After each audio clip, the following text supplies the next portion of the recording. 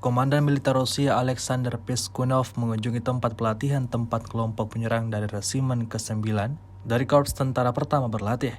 Rekamannya ramai beredar di media sosial Telegram pada Rabu 1 Februari 2023. Pelatihan para pejuang dilakukan oleh personel militer profesional dengan pengalaman tempur yang diperoleh di Chechnya dan di zona NMD.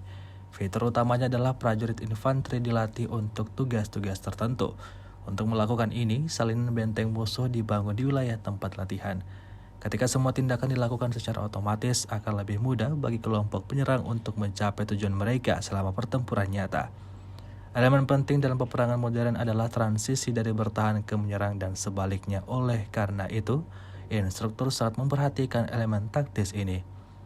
Kita harus berada di atas musuh. Untuk itu, kita terus mengasah keterampilan tempur kita, ucap Alexander Peskunov.